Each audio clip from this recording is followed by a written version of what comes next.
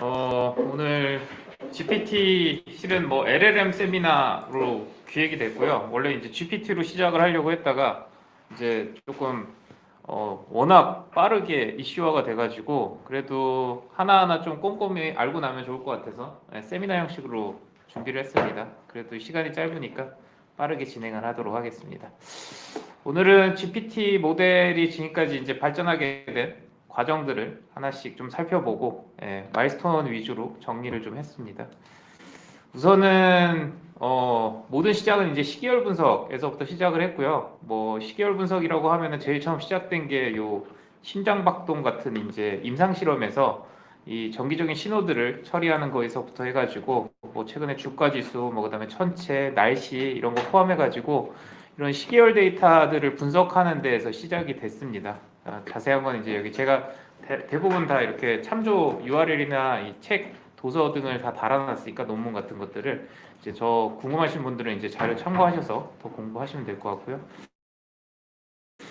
이제 시계열 데이터가 크게 이제 세 가지 타입으로 나눠져 있어요. 그래서 이제 여러분들이 통계학에서 배울 때는 보통 이제 백색 잡음이라고 해가지고 이렇게 이제 어떤 순간에 그 다음 데이터가 랜덤하게 발생하는 데이터를 저희가 이제 화이트 노이즈 프로세스라고 얘기를 하고요. 0을 중심으로 이제 데이터가 형성이 되어 있습니다. 이런 데이터들이 대표적으로 이게 심박수 같은 데이터들, 이런 데이터들이 이제 이 백색 잡음에 해당하고요.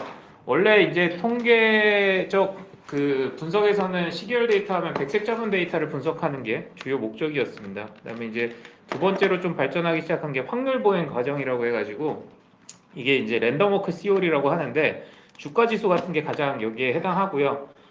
이전 데이터의 위치에서부터 랜덤하게 워킹을 합니다. 그러니까 앞에 이제 백십자음 같은 경우에는 무조건 원점에서부터 랜덤 값이 결정이 된다면 확률 보행 과정 같은 경우에는 이전 값에서 시작해가지고 이제 랜덤하게 워킹을 하는 거고요. 주가 지수가 대표적으로 이런 형태입니다. 그다음에 이제 정상 확률 과정이라는 게 있는데 정상 확률 과정은 이제 이전 값에서 다음 값이 어떻게 변경되느냐가 아니라 다음 값이 발생할 분산이 어떻게 결정되느냐에 의해서 결정이 되는 겁니다. 실은 이 백색 잡음하고 정상 확률 과정이 합쳐져서 통계학에서 가장 많은 시계열 분석 방법론으로 쓰이고 있고요. 요거를 이제 대표적으로 분석하는 방법이 저희가 이제 아리마라고 많이 표현하는 오토 리그레시브 인티그레이티드 무빙 에버리지라고 해가지고 이게 이제 오토 리그레시브가 이제 이전 데이터가 그 다음 데이터에 이 회귀 분석적으로 어떤 인과관계를 가지느냐라는 거고 무빙 에버리지는 실은 우리가 알고 있는 무빙 에버리지랑 달리 이전 그 변동성이 다음 변동성에 어떻게 영향을 미치느냐라는 형태로 분석을 합니다.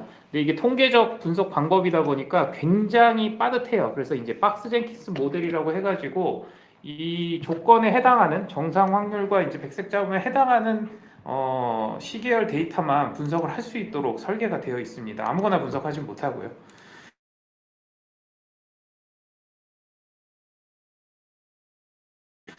큰 분석 모형 중에 하나가 프리에 트랜스폼, 그다음에 뭐 웨이블릿 이런 분석 방법들이 있습니다. 이거는 이제 원점을 기준으로 주기적인 파동을 보이고 있는 데이터들에 대해서 이 사인, 코사인, 파를 합쳐가지고 분석하는 방식이고요. 모든 데이터를 사인과 코사인의 파형으로 분해할 수 있는 그 트랜스퍼 로직이 있습니다. 그걸 가장 많이 사용을 하고요. 이거를 프리에뿐만 아니라 웨이블릿 이런 쪽에서도 많이 사용하고 있습니다. 그 다음에 이제 그 좀 유명한 것 중에 하나가 히든 마코프 모델이라고 해가지고 요거는 약간 숨은 의미를 담고 있습니다. 그래서 원래 우리가 보는 데이터들은 이렇게 이제 observed state가 이런 데이터들을 발견을 하게 되는데 실은 이런 데이터만을 가지고는 시계열 분석이 어려워요. 왜냐하면은 여기는 원래 이제 이 뒤에 숨어 있는 날씨라고 하는 이제 숨은 의미가 요 밖에 드러나 있지 않거든요. 그래서 히든 마코프 모델이라는 건 뭐냐면은 어떠한 데이터 시계열이 이루어졌을 때 그 시계열의 뒤에 숨어 있는 히든 스테이트가 존재하고 이 히든 스테이트가 어떤 시계열성을 띠기 때문에 그 결과적으로 이제 우리가 눈에 보이는 옵저브드 스테이트가 변경이 된다라는 이론입니다.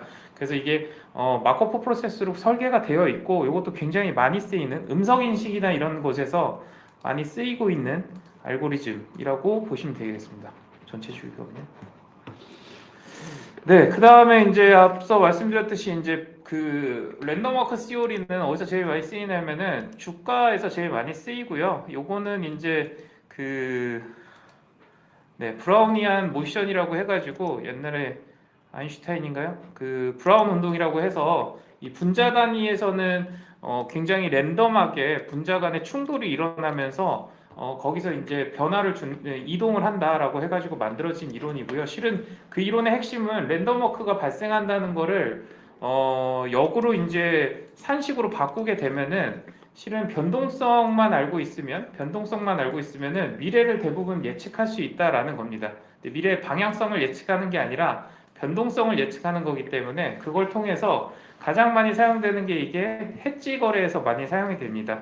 가령 이제 변동성이 우리가 원하는 범주 안에서만 이동한다고 하면 그러면은 저희가 안정적으로 옵션 프라이싱을 할 수 있도록 만든 게 이 블랙쇼일즈 모형 같은 거고요. 이런 모형의 핵심이 되는 거는 모든 움직임을 이 랜덤워크 시오리로 계산을 했을 때 가능하다라고 보시면 될 것 같습니다. 여기까지 이제 시계열 분석에 대한 간단한 소개였고요. 이 얘기를 왜 했냐면 이 시계열 분석이 이 뉴럴 네트워크 시대를 맞이하면서 변화하게 됩니다. 그래서 가장 많이 들어보셨을 거예요. 제일 많이 나온 게 RNN, 그 다음에 LSTM이라고 하는 이 순환 반복 뉴럴 네트워크 구조인데요. RNN이 이제 80년대, LSTM이 아마 90년대 나온 걸로 기억을 하는데 이 모델에서 시작해서 지금 우리가 쓰고 있는 GPT까지 흘러가기 때문에 하나씩 순차적으로 좀 보려고 합니다. 그래서 RNN 모델을 보기 위해서 우선은 코스피 주가 지수를 제가 데이터를 다운받아 가지고 쭉 나열을 한 거고요. 아까 말씀드렸던 이제 랜덤워크 시오리로 움직이겠죠. 움직이고 보통 이제 RNN의 분석의 형태는 데이터를 이렇게 만든 다음에 분석을 시작을 합니다. 그래서 어떤 데이터가 있을 때 제가 인풋 데이터를 이렇게 시계열로 원래 데이터가 있겠죠. 시계열로 데이터가 있으면은 여기서부터 여기까지의 기간 동안의 데이터를 인풋으로, 그 다음에 요 마지막 날짜를 아웃풋으로 만드는 거를 한 칸씩 한 칸씩 이동하면서 이렇게 데이터들을 만들어 가지고 요게 하나의 레코드가 됩니다. 원래 우리가 이제 학습이라는 걸 하려면 실은 시계열 데이터는 그냥 이렇게 시계열로 계속 있잖아요. 그럼 이걸 데이터로 만들기가 이렇게 하나 만들어서 데이터 한 줄 집어넣고요. 그 다음에 옆에 한 칸 이동해가지고 이렇게 만들어서 다음 한 줄 집어넣고 이렇게 해서 쌓여진 데이터가 학습용 데이터라고 생각하시면 됩니다. 그래서 이렇게 만들어진 데이터를 어디다 저장을 하냐면은 이런 방식으로 구조화를 잡습니다. 그래서 이거 순환신경망이라고 표현을 하는데 왜 그러냐면은 여기가 첫 번째 날짜의 숫자를 우리가 집어넣습니다. 첫 번째 날짜의 숫자를 집어넣고요. 그 다음에 여기에는 아무 랜덤 숫자나 들어오게 됩니다. 그 다음에 이 두 개가 W라고 하는 가중치가 합쳐져서 여기 서메이션 돼서 여기 나오는 걸 이제 히든 스테이트라고 저희가 표현을 합니다. 아무 값이나 우선은 나오겠죠. 이 히든 스테이트라는 게 나오고 이게 굉장히 나중에 이제 중요한 이슈가 될 거예요. 그래서 입력된 데이터가 1일차에 히든 스테이트가 나오고 2일차에 히든 스테이트가 나오고 3일차에 히든 스테이트가 나옵니다.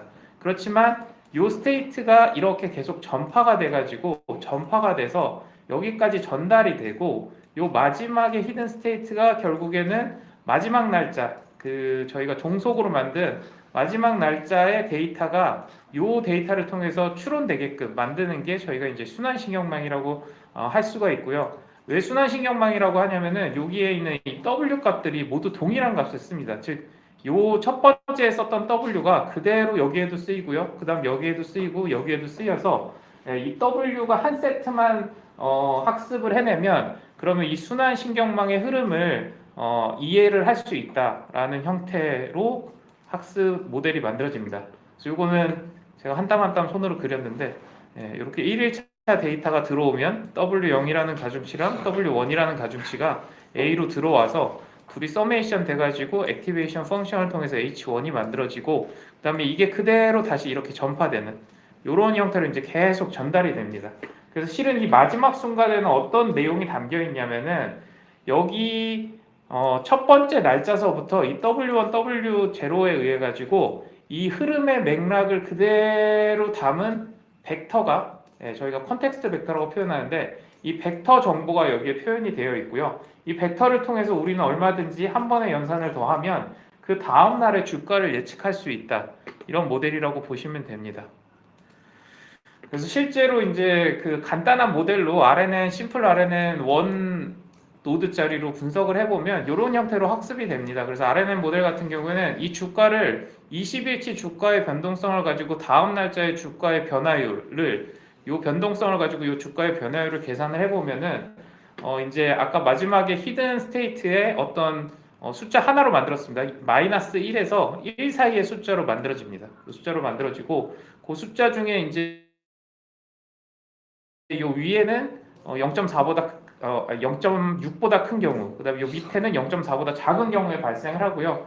실은 요 신호가 오면 이제 오른다는 신호겠죠. 요 신호가 오면 잘 못 맞추죠. 네. 근데 실은 예측값에서는 다음날 예측값에서는 거의 90 몇 퍼센트 수준으로 학습을 해낸 모델이라고 보시면 돼요. 근데 이거를 실제 투자에 이용하시면 안 되고요. 투자에 이용하시면 좀 더 디테일하게 진행을 하셔야 되는데 어쨌든 이런 형태로 요 주황색은 뭐냐면은 주황색은 앞에서 보여드렸던 이 마지막 이 히든 H12에 있는 숫자를 제가 표현을 한 거고요. 그 다음에 요 초록색은 뭐냐면은 요 앞에서 요 출력 Y에 들어있는 값을 하나의 차트로 이렇게 표현을 한 상태입니다. 네. 이렇게 RNN이 만들어졌고요. 네. RNN이 만들어졌고 그 RNN이 이제 90년대에 좀 더 보강이 됩니다. 네, 보강이 되게 되는데 보강이 되게 된 이슈는 아까 보셨듯이 이 RNN은 1일서부터 이렇게 데이터가 전파가 되면서 실은 옛날에 들어온 데이터들이 소실이 돼요. 이렇게 정보가 사라집니다. 정보가 계속 겹치면서 뒤로 가면 뒤로 갈수록 옛날 정보를 잃어버리는 그런 문제가 있거든요. 그래서 이제 그런 문제점을 좀 해결하고자 LSTM이라고 하는 새로운 알고리즘을 제시를 했고요. 여기 이제 요 안에 구조상으로는 실은 똑같습니다. 이전 날짜가 들어오고 히든 레이어가 들어오고 요런 연산을 통해서 여기에 이제 히든 스테이트가 1일자 히든 스테이트, 2일자 히든 스테이트, 3일자 히든 스테이트가 그대로 나오고요. 그 다음에 이게 쭉 전파가 돼서 마지막에 나오는데 요 안에 구조를 보면 요 구조 때문에 조금 다른 형태를 가져갑니다.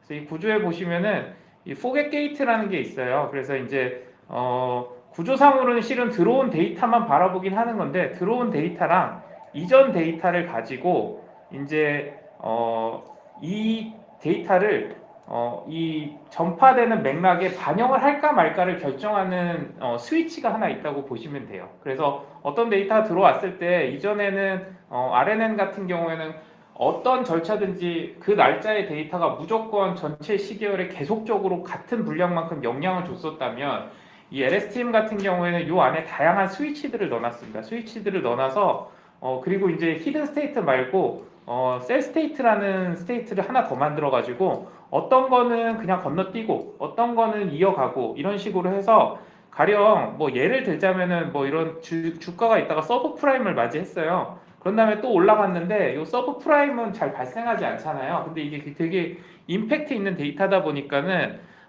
이 히든 스테이트 말고 위에서 이제 메모리를 이어가면서 이 서브 프라임 정보를 계속 가져가는 거죠. 그러다가 어느 순간 서브 프라임과 유사한 상태가 발생했을 때, 이거 저번에 되게 오래전 일인데 서브 프라임 같은 충격파가 있었어. 그러니까 이번에도 떨어질 수 있어. 라고 정보를 담고 있는 형태를 저희가 LSTM이라고 표현을 하고요. 이 LSTM은 아까 말씀드렸듯이 정상적인 시계열 외에 이상적인 시계열 정보가 나왔을 때를 대비하기 위해서 만들어진 그런 시계열 정보 체계라고 보시면 됩니다. 네, 마찬가지로 뉴럴 네트워크로 만들어져 있고요. 네, 이 안에 상세한 것들은 네, 아까 앞에 사이트 제가 링크 해놨으니까 네, 이런 식으로 돼서 구성이 됩니다. 요거는 똑같은 데이터를 가지고 LSTM으로 비교를 한 거고요. 네, 만족할 만한 수준은 아니지만 어쨌든 학습력은 조금 더 높게 나왔다 정도로만 설명을 드리겠습니다. 네. 네. 여기까지 이제 RNN과 LSTM이 결과적으로는 이제 시계열 분석에서 통계학적 방법이라든가 아까 후리에 트랜스포 같은 다양한 수학적 방법론을 넘어서서 뉴럴 네트워크를 이용해서 시계열적 변동성이라든가 과거에 잊혀질 수 있는 데이터를 시계열에 반영할 수 있는 모델이라고 보시면 되고요. 여기서 이제 새로운 변화가 생겨납니다. 이제 언어 모델이라는 내용들이 나오기 시작하는데 언어 모델은 만들어진 지 굉장히 오래됐어요. 이 여기 보시면 언어 모델이라는 게 뭐냐면은 단어의 시퀀스에 대한 확률 분포를 가리킵니다. 결론적으로는 이제 어떤 단어가 연속적으로 발생을 했을 때 다음으로 나올 수 있는 단어를 확률적으로 따지는 걸 언어 모델이라고 합니다. 그래서 지금 언어 모델이 굉장히 뛰어나지만 어떤 이슈들을 가지고 있는지가 이 근간에서부터 좀 시작한다고 보시면 되고요. 그래서 언어 모델은 N개 단어가 주어졌을 때 그 시퀀스에 의해서 나타날 수 있는 확률을 할당합니다. 이게 지금 GPT 모델도 똑같다고 보시면 돼요. 예, 모든 모델은 이제 이걸 기준으로 가져가고요. 그래서 보시면 Today's Wednesday라는 이제 글자가 나올 수 있는 확률이 이 Today Wednesday is가 나올 수 있는 이런 문장보다 훨씬 더 높죠. 높으니까 이제 이게 좀 더 정상적인 문장이다. 이런 형태로 접근하는 방식을 언어 모델이라고 얘기를 하고요. 이 언어 모델은 대표적으로 이제 확률 통계 모형들로 많이 시작을 했습니다. 그래서 유니그램 언어 모델이라고 하면 이전 직전의 단어 하나를 가지고 이제 다음 단어를 예측하는 방식을 이제 유니그램이라고 얘기했고요. 거기서 좀 더 발전돼서 엔그램이라고 해서 단어 2개 또는 단어 3개를 이어가지고 여기에 대한 확률을 계산하는 방식으로 좀 더 고도화가 됐습니다. 당연히 이제 그램 수가 늘어나면 늘어날수록 계산하는 공식은 많아지고 여기에 계산해야 될 데이터는 점점 늘어납니다. 다음 점. 네. 그러다가 이제 이런 확률 통계 모형이 결국엔 뉴럴 네트워크 기반 언어 모델로 확장이 되기 시작합니다. 1990년대 엘만이 만든 이 Finding Structure in Time에서 최초로 제안을 해요. 이 언어 모델이라고 얘기하는 단어의 순서를 뉴럴 네트워크 중에 RNN 뉴럴 네트워크를 이용하면 새로운 방법으로 분석이 가능하겠다라는 얘기가 나오고요.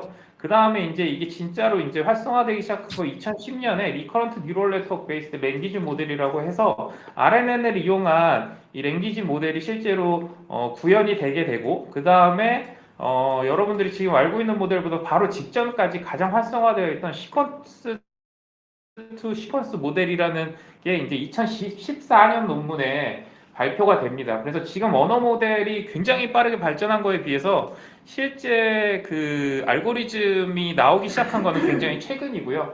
그래서 2014년에 이제 시퀀스 투 시퀀스 모델이 이 두 가지 논문에 의해서 이제 자리를 잡게 되는데 여기서부터 이제 좀 설명을 진행을 하도록 하겠습니다. 그래서 이 시퀀스 투 시퀀스 모델이라는 건 뭐냐면은 단어가 순서대로 시퀀스로 구성이 되어 있고 그 다음에 그 다음 단어들이 시퀀스로 구성이 되어 있을 때 이 과정을 LSTM이나 RNN 같은 이제 그 시계열 모형을 이용하면은 이런 방식으로 이제 구성할 수 있다라고 얘기를 하는 거고요. 앞에서 먼저 제시되는 거를 우리가 이제 인코더라고 표현을 하고 뒤에서 제시되는 거를 디코더라고 표현을 했습니다. 그래서 보시면은 모든 단어들을 저희가 이제 인베딩이라고 표현하는 게 이걸 다 숫자로 바꿨다고 보시면 돼요. 근데 숫자 하나로 바꾸긴 어려우니까 인베딩 스페이스라고 해가지고 인베딩 숫자를 뭐 5개 정도로 하게 되면은 나올 수 있는 숫자의 개수가 많죠.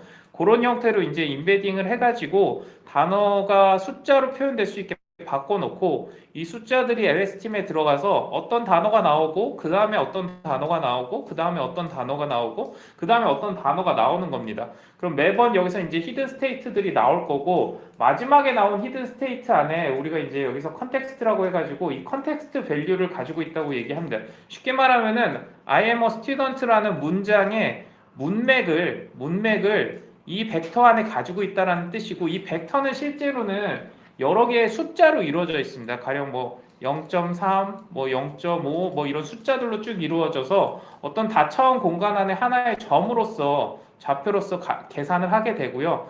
요 벡터에 의해 가지고 그 다음 디코더가 실행이 됩니다. 그러면 여기서 이제 디코더는 이제 불어로 영어를 번역하는 이런 형태의 이제 디코더라고 하면은 이 디코더는 이 문맥을 받아가지고 자 이제 시작을 합니다. 그러고서는 한 글자씩 한 글자씩 디코더에서 다음 글자를 예측을 해요. 요걸 예측을 하고 예측한 데이터를 넣어가지고 다음 글자를 예측을 하고 요걸 넣어가지고 다시 다음 글자를 예측을 하는 이런 방식을 통해서 시퀀스 투 시퀀스로 언어 모델을 만들 수 있다라고 이제 발표가 됐고 2014년에 이게 생각보다 굉장히 파워풀했어요. 굉장히 잘 적용이 됐고 엄청나게 다양한 언어 모델들이 나오고 특히 이런 번역 모델들도 이거를 기반으로 굉장히 빠르게 발전을 합니다.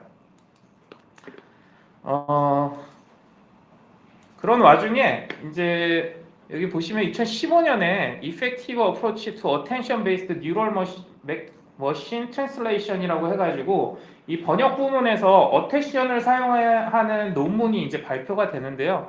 이 논문에서 이제 어텐션이라는 내용이 나오기 시작합니다. 그래서 이게 지금 결국에는 LLM 시장을 석권하게 되는 가장 중요한 어떤 개념이 되고요. 여기 디코더 같은 경우에 여기 보시면은 네, 앞에 모델하고 똑같습니다. 시퀀스 투 시퀀스 모델은 똑같이 구성이 되어 있고요. 시퀀스 투 시퀀스 모델은 똑같이 구성이 되어 있고요. 원래는 여기서 이제 컨텍스트 벡터를 넘기면 그 다음에 번역을 시작하는 형태로 이루어져야 되는데 가만히 하다 보니까 어떤 일이 일어나냐면 LSTM을 썼는데조차도 우리가 문장이라는 거는 막 500개 단어들이 들어가고 300개 단어들이 들어가고 단어들이 굉장히 많이 들어가잖아요. 그러다 보니까 어떤 일이 생기냐면은 그럼에도 불구하고 잊혀집니다. 앞에 문장의 맥락을 잊어버려요. 그래서 이 사람들이 생각을 했어요. 아니 근데 LSTM마다 히든 스테이트가 만들어졌는데 그럼 과거의 맥락들이 다 있을 텐데 굳이 마지막 맥락만 사용할 필요는 없지 않을까? 그럼 과거의 맥락들도 가져와서 우리가 번역을 하면 디코딩을 하면 괜찮겠다라는 생각을 하게 됩니다. 근데 막상 가져오려고 생각해 보니까 데이터가 너무 많은 거예요. 데이터가 너무 많아서 이거를 다 넣고 디코딩을 연산해 내기에 굉장히 어려움이 있었습니다. 정보가 많은 것도 한계가 있죠. 그래서 이제 이 논문에서는 뭐를 제안을 하냐면은 어텐션 스코어를 한번 계산을 해봅시다라고 얘기를 한 거예요. 그래서 요거는 조금만 집중해서 들어보시면 우리가 원래 디코더에서 어느 순간에 만들어야 되는 단어에 히든 스테이트라는 게 생깁니다. 가령 내가 문장을 시작할게요. SOS라고 이제 보내면 이제 디코더를 통과해 가지고 아까 말씀드렸듯이 히든 스테이트라고 하는 벡터가 나와요. 요거 같은 경우는 숫자 4개짜리죠. 숫자 4개짜리가 나오고 그 다음에 앞에 인코더에 가서 보면은 인코더의 모든 단어마다 히든 스테이트가 다 있었어요. 그 히든 스테이트를 표현해 보면은 얘도 4개의 결국에 숫자로 이루어져 있습니다. 그럼 이거는 어떻게 보면 어떤 다차원 공간 안에서 하나의 벡터로서 의미를 하잖아요. 그럼 이 벡터를 내적을 하게 되면 어떤 일이 일어나냐면은 이거 보시면은 좀 간단하게 이해될 수 있게 제가 그림을 그려놨는데 요게 지금 디코더의 히든 스테이트고요. 요게 인풋의 첫 번째 단어의 히든 스테이트라고 보면은 두 개를 내적하게 되면은 요 파란색이 내적의 결과값입니다. 결론적으로 이제 요렇게 생겼고 그 다음에 요거는 두 번째 단어에 대한 내적 결과인데 이게 어떻게 보면은 이 원래 디코더에 나와 있는 히든 스테이트랑 벡터 방향성이 비슷하고 위치가 비슷하면 비슷할수록 내적의 크기는 커집니다. 결과적으로 히든 스테이트가 맥락이 유사한 애들일수록 이 어텐션 스코어가 높아지는 경향을 가져요. 만약에 벡터 방향 자체가 반대로 돼 있으면 두 개를 곱하면은 내적이 굉장히 작아지거든요. 가령 여기 보시면은 이제 하나는 이쪽 방향으로 와 있고 하나는 요 정도 방향으로 와 있으면 이 두 개를 합치면은 내적이 요 정도 크기밖에 안 돼요. 그럼 요거는 어텐션 스코어 자체가 굉장히 낮아집니다. 그래서 이 방법을 이용하면 되겠다라고 아이디어를 내게 되고 이 방법을 통해서 어떻게 계산을 하냐면은 내가 만약에 이 상태에서 지금 다음 단어를 유추해야 된다고 하면 자 그러면은 요 순간에 나의 히든 스테이트를 계산을 하고 히든 스테이트를 이쪽으로 보내서 이 단어하고도 한번 내적을 계산하고 이 단어하고도 내적을 계산하고 이 단어하고도 내적을 계산하고 이 단어하고도 내적을 계산하면 결론적으로는 무슨 뜻이냐면은 이 단어가 지금 나와야 되는 단어하고 가장 맥락적으로 유사한 애들만 높은 점수를 받게 돼요. 그렇게 받은 점수를 가지고 저희가 이제 제일 많이 쓰는 게 소프트맥스라고 하는데 만약에 여기 점수가 5점이고 여기가 3점이고 여기가 2점이고 여기가 1점이면 이걸 다 서메이션해서 얘가 1이 되게끔 퍼센테이지로 바꿔줍니다. 0.5, 0.3 이런 방식으로 이제 숫자로 다 바꿔주는 거예요.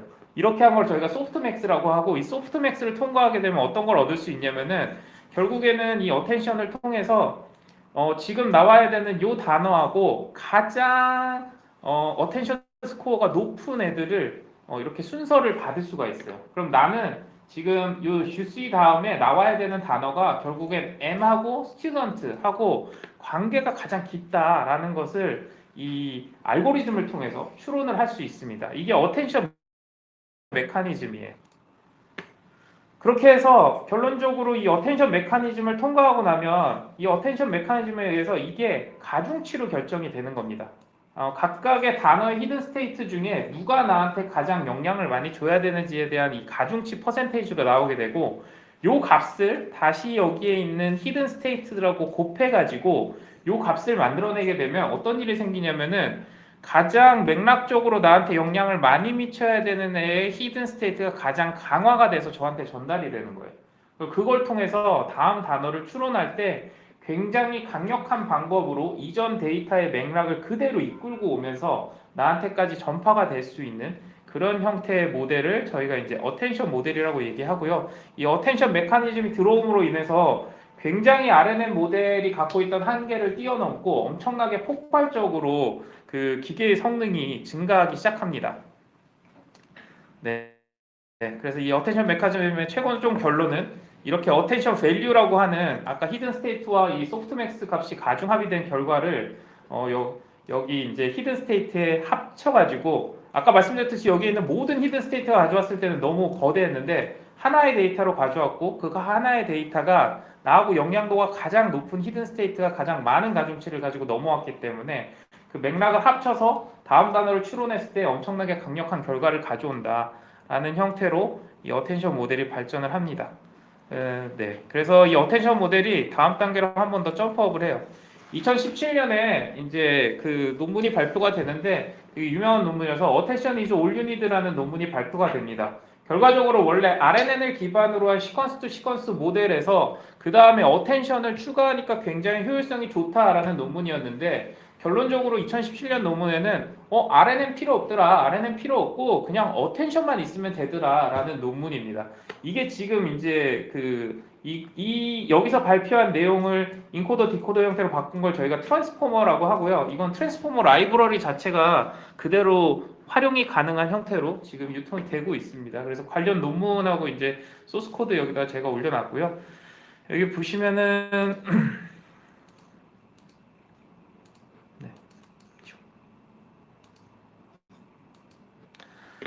보시면은 그 트랜스포머 모델은 모양이 이렇게 생겼어요. 인코더 6개랑 이거는 이 논문에서 제안한 겁니다. 이건 계속 바뀝니다. 그 다음에 디코더 6개로 구성된 형태로 이 트랜스포머 모델을 만들 수 있다라는 거고요. 모양은 시퀀스 투 시퀀스하고 크게 다르지 않다고 보여지실 텐데 이건 이제 좀 더 상세하게 들어가 보시면 이 트랜스포머 모델은 그 한 가지가 더 추가가 됐어요. 아까 말씀드렸듯이 여기 보시면은 이제 기존에는 RNN 모델이었기 때문에 첫 번째 단어가 들어가고 RNN을 통과하고 두 번째 단어가 들어가고 세 번째 통과하고 이런 식으로 구성이 되어 있었기 때문에 순서에 대한 내용을 전달할 필요가 없었어요. 그렇지만 이 인코더 디코더 이 트랜스포머 모델 같은 경우에는 입력을 할 때 그냥 문장 하나를 덩어리로 넣어버립니다. 그렇기 때문에 순서를 정해줘야 돼요. 그래서 이 밑에다가 임베딩 포지션 정보를 한 줄을 더 넣어서 요 단어를 입력할 때 넣어주는데 요때 나온 아이디어가 이제 포지셔닝 인코딩이라고 해가지고 하나의 아이디어가 나왔고요. 이게 어떻게 되냐면은 아까 I라고 하는 단어는 네 가지 숫자로 표현을 할 수가 있다고 했잖아요. I am a student 다 다른 숫자겠죠. 표현을 했을 때 이 포지셔널 인코딩을 여기다가 추가해가지고 둘을 더해주면 이 단어 자체의 벡터에다가 추가적으로 얘가 어느 위치에 있는지에 대한 이 포지션 정보를 담을 수 있다라고 표현을 했고요. 요거를 이제 표현하는 방식으로 공식이 빠졌네요. 이게 공식인데 이제 사인하고 코사인 파를 이용해서 이런 형태로 이제 구성을 합니다. 아마 그림 많이 보셨을 텐데 어려운데 그냥 눈으로 보시면은 요게 첫 번째 단어예요. 요게 첫 번째 단어고 첫 번째 단어는 지금 16개의 만약에 임베딩을 가져간다고 하면은 요 숫자들을 그냥 넣어주면 끝납니다. 네, 넣어주면 끝나고 이걸 왜 쓰냐면은 요 첫 번째하고 두 번째하고 있는 숫자를 요거 유클리디안 디스턴스를 계산하면은 요런 형태로 나와요. 그러니까 내가 있는 위치하고 인근에 있는 애들이 가깝고요. 멀리 가면 멀리 갈수록 멀어지고요. 그러면서 동시에 이 임베딩 데이터에 순서가 들어가는 두 가지 정보를 다 가지고 있으면서 내 단어가 만약에 여러분 단어가 늘어나면 이 네 가지 숫자로 더 안 되거든요. 그럼 이게 점점 늘어나야 돼요. 이게 막 510이 막 이렇게 늘어나면 늘어나더라도 이 방식을 사용하면은 위치 정보를 그대로 유지하면서 가져갈 수 있다라는 장점이 있습니다. 그래서 여기 보시면은 요 라인에 있는 것들은 굉장히 나랑 인접해 있는 여기 이제 여기 단어 50개면은 여기도 50개, 여기도 50개 서로 이제 상호 비교한 거예요. 유클리디안 디스턴스를. 그렇게 해서 이제 계산할 수 있는 트릭이 들어간 거고요. 그 다음에 이제 트랜스포머 모델은 인코더 디코더 모델로 세분화가 되어 있습니다. 그래서 이런 그림 많이 봤을 텐데 요거 조금 그냥 이해해 보시고 이해해 보시길 바라면서. 네. 그래서 우선은 인베딩에서는 단어가 이렇게 들어옵니다. 아까 i면 i가 들어오겠죠. i가 들어오고 여기에 이제 위치 정보가 같이 들어오겠죠. 그런 다음에 여기 이제 어텐션 모델이 총 세 가지가 사용이 돼요. 세 가지가 사용이 되는데 인코더에는 이제 멀티헤드 셀프 어텐션이라는 게 하나가 사용이 되고요. 그 다음에 이제 디코더에는 마스크드 멀티헤드 셀프 어텐션, 그 다음에 이제 멀티헤드 어텐션 이렇게 총 세 가지가 사용이 됩니다. 이 세 가지를 이해하시고 나면 이제 이 어텐션 트랜스포머 모델을 그대로 이해를 하실 수가 있어요.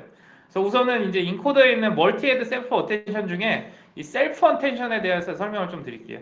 입력된 문장들 안에서 단어들 간의 어텐션 밸류를 계산하는 거. 쉽게 말하면은 아까는 원래 인풋 데이터가 있으면 디코더에 있는 아웃풋 데이터랑 서로 이 어텐션을 계산을 했었잖아요. 그러지 않고 이 인코더 안에서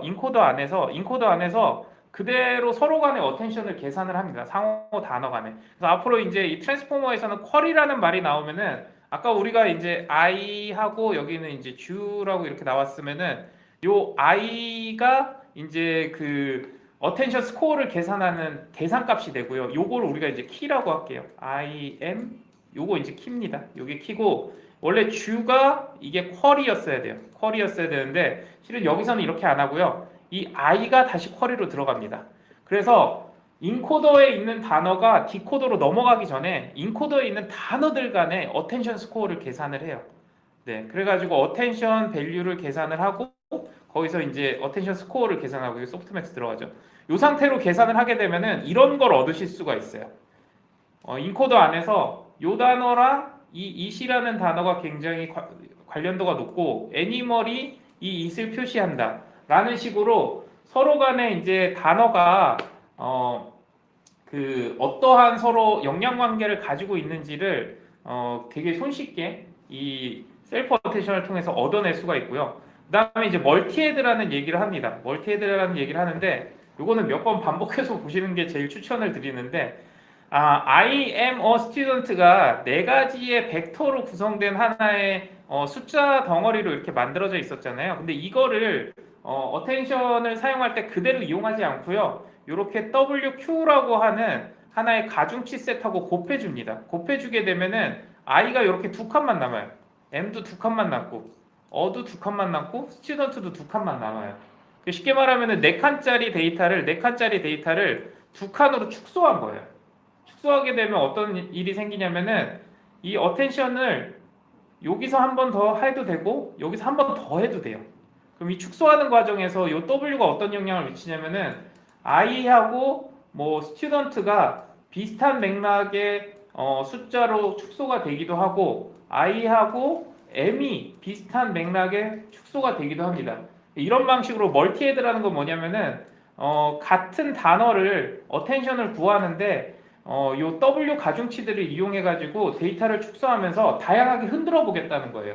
그냥 같은 방향으로만 보는 게 아니라 요렇게도 보고 저렇게도 보고 요렇게도 봐서 이 멀티헤드를 통해 가지고 실은 문장을 바라보는 관점을 여러 개를 가져가 보겠다는 거죠. 네, 이거를 통해서 실은 굉장히 효율적으로 문장을 우리가 일상적으로 생각하는 방식이 아니라 다양한 사람들이 문장을 다루고 말하는 방식이 그대로 그 안에 녹아들었다라고 보시면 됩니다. 그래서 이 넘버 헤드가 되게 중요한 트랜스포머의 중요한 변수로 작용을 합니다. 점점 어려워지나요? 네. 나중에 다시 들으세요. 그 다음에 이제 트랜스포머 모델에서 디코더로 넘어가면은 마스크드 멀티헤드 셀프 어텐션이라고 있어요. 이거는 별건 아닙니다. 이제 디코더에서도 똑같은 셀프 어텐션을 진행을 하는데 실은 여기서는 이제 그 요 형태 자체가 실은 이 한 번에 문장이 들어가요. 디코더도 문장이 순차적으로 들어가는 게 아니라 한 번에 문장이 들어가고요. 그럼 요 안에서도 이 문장들끼리 서로 상호관계를 계산을 할 수가 있잖아요. 그거를 멀티헤드로 똑같이 계산을 하되 요 결과에서만 마스킹을 합니다. 그래서 시작 부위에서는 시작 외의 정보는 안 들어가게, 주가 나오면은 요 두 개 정보만 들어가게. 그러니까 이전 단계에 있는 데이터를 제외하고는 데이터가 전파되지 않도록 막는 마스킹을 했다라고 해서 이제 마스크드 멀티헤드 셀프 어텐션이라고 명칭이 지어져 있는 거고요. 그 다음에 요 정보가 다시 위로 올라가게 되면은 멀티헤드 어텐션이라고 되어 있습니다. 이게 이제 진짜 아까 우리가 앞에서 봤던 그 어텐션 논문에서 봤던 똑같은 모양이에요. 여기서 하는 건 뭐냐면은 밑에 들어온 단어가 이대로 전파가 돼서 여기에서 들어오면은 그 단어에 대한 단어가 커리가 되고 그 다음에 이 키 정보는 어디서 가져오냐면은 저쪽에 인코더에서 가져와요. 결국에는 I am a student에서 가져와야 되는 이 attention score를 인코더 쪽에서 가지고 와서 이제 디코더에서 활용하는 이런 형태로 구성이 돼 있는 겁니다. 그래서 여기서가 아까 우리가 시퀀스 투 시퀀스에서 어텐션 모델이 연동이 됐을 때 나와 있는 그 논문의 내용을 그대로 차용을 한 거고, 요 앞 단계까지는 이제 이 Attention is all you need 논문에서만 별도로 이제 발표한 내용으로 구성이 됐습니다. 네. 그래서 멀티헤드 어텐션이 의해서 최종 결과물이 예측이 되는 이런 형태입니다. 네. 네. 뭐 이런 것들은 그냥 뉴럴 네트워크 덴스 레이어가 만들어졌다고 보시면 되고요. 어떤 멀티 헤드들이 이렇게 해가지고 하나의 단어에 멀티 헤드에 의해 가지고 이런 정보들이 이제 쭉 쌓여서 이제 이 어텐션 모델을 통해서 통과가 됐잖아요. 그러면은 이들이 다 다른 관점을 가지고 멀티 헤드로 해석을 한 거기 때문에 얘들을 막 섞어가지고 최종 결과물을 만들어내는, 그래서 여기서 슈가 나와야 돼라고 하는 이 결과를 만들어내기 위해서 여기서 보통 이렇게 해가지고 덴스 레이어를 풀리 커넥티드해서 통과시켜가지고 이 단어로 뽑아내거든요. 이 과정을 만드는 게 여기 보시면 FFNN이라고 하는 포지션 와이즈 FFNN이라는 알고리즘입니다. 그냥 덴스 레이어라고 보시면 돼요. 네. 네, 빠르게 얘기를 하고 있습니다. 네, 그래서 이제 이 트랜스포머가 나오고 어텐션으로 모든 랭귀지 모델이 가능하다라고 나온 다음에 이제 GPT-1이 발표가 됐습니다. GPT-1이 발표가 됐고요. GPT-1은 이제 여기서 이제 발표가 됐고 관련 논문이나 내용은 제가 여기 참조를 걸었고요. 여기서는 그 랭귀지 모델의 한계점으로 제시를 한 게 뭐냐면은 학습 데이터를 만들어내기가 너무 어렵다는 겁니다. 아까 보셨듯이 이제 학습은 굉장히 파라미터를 늘려가지고 굉장히 많은 언어의 속성을 학습할 수 있도록 다양한 관점까지 학습할 수 있도록 만들어줬는데 이 대량의 학습 데이터셋을 구하기가 굉장히 어렵고, 그래서 이거를 해결하는 방법으로 비지도 학습과 지도 학습을 섞어서 학습하는 방법을 제시했습니다. 이게 GPT-1에서 제일 처음 발표를 한 거고 그 다음에 버트라든가 나머지 알고리즘들도 이거를 따라가기 시작했어요. 그래서 비지도 학습이란 건 뭐냐면은 언슈퍼바이스드 프리트레이닝이라고 표현을 했는데 결론적으로 이제 그 트랜스포머에서 여기서는 이제 디코더만 가져왔어요. 디코더에 있는 것만 가져와 가지고 뭘 했냐면은 문장을 인터넷에서 구하진 않았지만 최초에는 이제 좀 제한된 좋은 그 문장들이나 텍스트들을 갖고 와서 거기서 이제 단어가 한 60개 정도 나오고 다음 단어가 나오는 거, 요 정도 형태의 스트링을 무한히 잘라내 가지고 그거를 디코더한테 먼저 마구마구 학습을 시키는 작업을 했습니다. 그래서 요 마지막 데이터가 무슨 답이 나오는 걸 원한 게 아니고 대충 확률적으로 확률 분포가 어떻게 나오게끔, 가장 좋은 형태의 확률 분포가 나오게끔. 왜냐하면 이 문장이 정답은 아니에요. 정답은 아닌데 어떤 문장이 이렇게 쭉 이어졌을 때 문장이 이어지고 마지막에 나올 수 있는 단어들 있잖아요. 그걸 이제 문장 버퍼 안에서 확률적으로 쭉 계산을 해서 그 확률 모형을 답으로 구해놓고 그 확률 모형을 학습하게끔 만들었습니다. 그렇게 하게 되면 어떤 일이 생기냐면 정답을 찾는 게 아니라 확률적으로 다양한 베리언스가 나올 수 있지만 그거를 표현할 수 있는 언어 모델이 먼저 학습이 돼요. 그래서 이 프리트레이닝을 통해서 대략적으로 글을 이해하고 문맥을 이해할 수 있는 기계를 먼저 만들어 놓고요. 그 다음에 두 번째에 이제 그 GPT-1에서 슈퍼바이스드 파인 튜닝이라는 걸 진행을 했습니다. 이렇게 두 차례로 나눠서 학습을 시켰어요.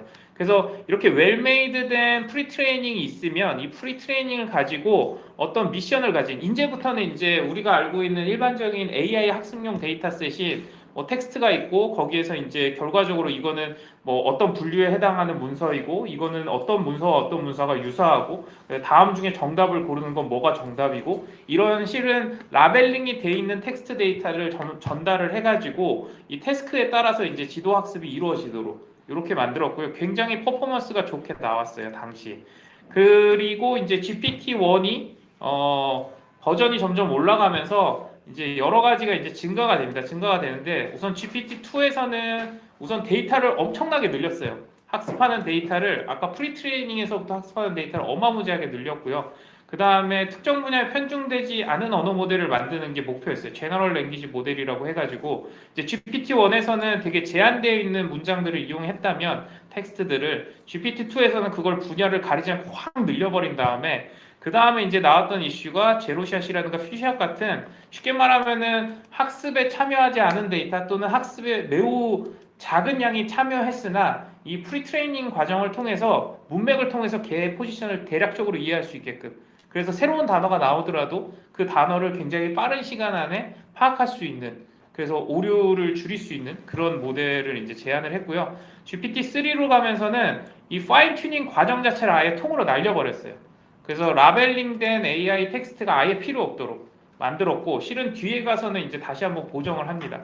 그렇게 해서 성능을 대폭적으로 높였어요. 근데 보시면은 앞에 내용을 잘 이해를 하셨으면은 첫 번째 우리가 그 GPT-1에서는 디코더 개수를 12개를 썼습니다. 근데 이 디코더 개수가 늘어나면 늘어날수록 어떤 일이 생기냐면은 가중치 개수가 늘어나요. 그래서 가중치가 1억 1,700만 개를 사용을 한 거고 512 토큰 사이즈라는 건 뭐냐면은 이게 이제 단어 하나를 나타낼 때 512개의 숫자를 사용했다는 겁니다. 그러면은 쓸 수 있는 단어의 폭이 이만큼 넓어지는 거죠. 근데 GPT-2로 넘어가면서는 디코더를 48개로 늘렸어요. 그러다 보니까 당연히 가중치도 15개로 늘어나고요. 그 다음에 얘네 둘은 연동돼 있습니다. 이렇게 연동돼 있고 그 다음에 단어 토큰도 이제 늘어났어요. 네, 토큰 사이즈. 아 이거는 단어 임베딩 사이즈가 아니에요. 토큰 사이즈는 인코더랑 디코더에서 전달 가능한 문장의 길이라고 보시면 돼요. 그래서 문장의 길이를 1024개까지 늘려놓은 거고요. 그 다음에 GPT-3에서는 이제 96개 디코더에 이제 1750억 개로 파라미터가 늘어나고요. 그 다음에 2048개 토큰이 한 번에 인코더 디코더에 들어갈 수 있도록 이게 아마 GPT-4에서는 더 많이 늘어난 것으로 발표를 하고 있습니다. 네, 이렇게 해서 이제 진행이 된 거고 이 GPT-3가 이제 GPT 3.5 챗 GPT로 변형이 일어났는데 이 GPT-3를 저희 지금 다빈치라고 표현을 하고요. 이걸 베이스 모델로 봅니다. 1750억 개 파라미터를 제공을 했고요. 그 다음에 GPT 3.5가 그 다음에 나왔는데 인스트럭트 GPT라고 해가지고 이게 무슨 일이 있었냐면은 GPT-3를 내놨는데 이 말을 자꾸 해요. 욕설도 하고 막 선정적인 얘기도 하고 해가지고 이때 이제 RLHF라고 해서 그 리인데 리인포스먼트 강화학습 러닝 프롬 휴먼 피드백이라고 해가지고 이 모델에서 답변한 내용들을 사람이 직접 피드백을 줘가지고 이건 좋은 답변이야 이런 건 하면 안 돼 이건 위험해 이런 피드백을 쭉 받아가지고 강화학습을 시켰습니다. 그 내용을 가지고 이제 강화학습을 시켰고 그래서 GPT 3.5는 조금 기존의 3.0보다 응답의 폭력이나 욕설 혐오 같은 것들을 줄이는 방법을 사용을 했고요. 챗GPT는 이 GPT-3 버전을 채팅용으로 좀 더 개선을 한 다음에 3.5와 같이로 RLHF 같은 리인포스먼트 러닝을 진행을 했는데 우선은 최초의 강화학습을 슈퍼바이저가 직접 했어요. 그래서 훨씬 더 통제된 형태로 그 답변이 나오게끔 파인 튜닝을 해놓은 상태다라고 보시면 될 것 같습니다. 그다음에 이제 이런 모델들이 결국엔 트랜스포머로 시작돼가지고 이 초거대 AI로 지금 진행을 하고 있고요. 라지 랭귀지 모델이라고 표현을 하고 여기 보시면 우리가 봤던 GPT-1이 있고 GPT-2가 있고 그 다음에 GPT-3 어디 3가 이제 여기 정도 있고요. 최근에 이제 GPT-4가 이제 이렇게 엄청나게 크게 늘려나갈 예정이고 그 외에도 이제 업체들마다 굉장히 큰 초거대 AI들을 지금 학습을 하고 내놓고 있습니다. 이건 이제 오픈 소스로 나와 있고요. 네, 이런 것들을 이제 눈으로 보시면 그 내용을 기초로 이해를 하실 수가 있습니다.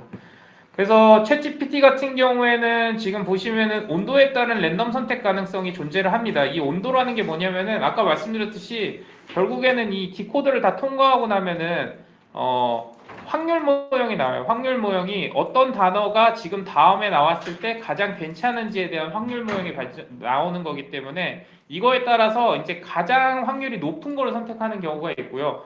아니면은 온도가 좀 높으면 이 중에서 조금 일정 수준 이상 되는 단어 중에 아무거나 랜덤하게 선택을 하는 경우들이 생깁니다. 근데 하나의 단어를 선택하고 나면 그 다음에 나올 단어에 엄청난 영향을 주기 때문에 이 랜덤 숫자를 얼마로 가져가느냐에 따라서 결과가 달라지는데 저희가 이제 챗GPT 3.5를 대상으로 템퍼레이처는 0에서 이제 2 사이로 구성이 되거든요. 제가 1.0을 기준으로 이제 이런 질문을 했습니다. 한국건설기술연구원에 대해서 한 문장으로 설명해줘라고 했을 때 보시면은 다 문장이 달라요. 문장의 결과물이 다 다르게 나오는데 만약에 제가 템퍼레이처를 이제 0.0으로 낮춰서 무조건 맥스로 가장 발생 가능성이 높은 것만 내놓으세요라고 해주면은 모든 답변이 천편일률적으로 똑같습니다. 네, 이런 것들을 이용해서 지금 이제 GPT를 어느 정도 통제를 할 수가 있고요. 두 번째는 이제 GPT 3.5에서부터 챗 ML이라고 해가지고 채팅 마크업 랭귀지라는 새로운 시스템이 도입이 됐습니다. 이 관련된 설명이 있고요. 이 챗 GPT는 채팅 내용을 전달하기 위해서 만들어진 구조체고 여기에는 롤이라고 지정을 할 수가 있어요. 시스템 롤, 어시스턴트, 그다음 유저 이렇게 세 가지를 지정을 할 수가 있고 유저가 채팅하는 유저예요. 어시스턴트는 챗 GPT 서버에다 보내면은 그가 해준 답변입니다. 그걸 반드시 넣어줘야 되고 시스템이 뭐냐면은 이게 이제 우리가 여기다가 파인 튜닝을 하지 않고 이 GPT의 성능을 개선할 수 있는 방안 중에 하나입니다. 그래서 저희 내부 소스 코드 같은 경우 보면 시스템 프롬프트를 어떻게 구성하느냐에 따라서 결과가 바뀌긴 하는데 여기서 보시면 아예 시스템에다가 이건 안 보입니다. 채팅은 안 보이는데 너는 초등학교 1학년이고 반말로 대답한다. 이렇게 지정을 해주면 안녕 넌 누구니 하면은 나는 AI 챗봇이야. 네 명령을 받아들이고 대답할 수 있어. 라고 반말로 하고요. 얘한테 정중한 말투로 답변한다. 시스템에 숨겨놓으면 안녕하세요. 저는 오픈 AI 인공지능 어시스턴트입니다. 무엇을 도와드릴까요? 이렇게 하고요. 그다음에 친근한 말투로 답변해줘. 그러면은 안녕하세요. 저는 당신이 지금 이 채팅방에서 만난 인공지능 챗봇입니다. 무엇을 도와드릴까요? 웃음까지 넣어줍니다. 친근하게 하라고 하니까. 네, 이런 식으로 이제 시스템 프롬프트를 어떻게 규제하느냐에 따라 가지고 우리가 원하는 챗 GPT를 만들어서 쓸 수 있다라고 보시면 되고요. 저 설계에 의해서 지금 이제 판세가 약간 바뀌고 있는 그런 형태입니다. 그 다음에 이제 챗 GPT 플러그인이라는 게 얼마 전에 나왔고 이제 이거는 보시면은 챗 GPT에 대한 채팅을 하다가 원하는 답변을 이 특정한 플러그인을 선택하게 되면은 기존의 챗 GPT가 할 수 없었던 굉장히 다양한 일들을 해줍니다. 그래서 이 플러그인은 우선은 딱 거기서 명시하기는 최신 데이터를 연계하거나 이게 보시면은 어쨌든 GPT를 한번 런닝하는데 엄청나게 많은 비용과 데이터를 필요로 하기 때문에 2022년 데이터가 GPT-3예요. 그러다 보니까 지금 챗GPT한테 야 작년 데이터 줘. 그럼 2021년 데이터를 줍니다. 네, 그런 식으로 이제 이 연계가 좀 안 돼 있어서 최신 데이터를 연계하거나 아니면 개인 정보는 여기에 들어가 있지 않잖아요. 개인화를 하기 위해서 이런 플러그인을 만들었고요. 이 특이한 거는 플러그인도 아까 그 시스템 프롬프트처럼 코딩이 아니라 마니페스트에다가 이제 이런 대화형으로 코딩을 하면 플러그인이 작동하게끔 만들어져 있다라고 하더라고요. 보지 못했습니다. 네, 그래서 이제 이런 LLM이 결국에는 이제 인간에 가까운 그 AI를 만들어낸다라고 해서 최근 화두가 되고 있는 거는 AGI라고 해서 Artificial General Intelligence에 대한 내용들이 계속 나오고 있고요. 이게 지금 뭐 이쪽에 되게 유명한 석학이라고 얘기해야 될지 아니면은 이 스타라고 얘기해야 될지 모르겠지만 우선 오픈 AI에서는 이러한 방식의 지금 AGI를 계속 시스템을 지속적으로 개발해서 배포해서 실제 환경에서 운영 경험을 쌓는 것이 결국엔 AGI의 발전에 도움이 된다라는 입장이고요.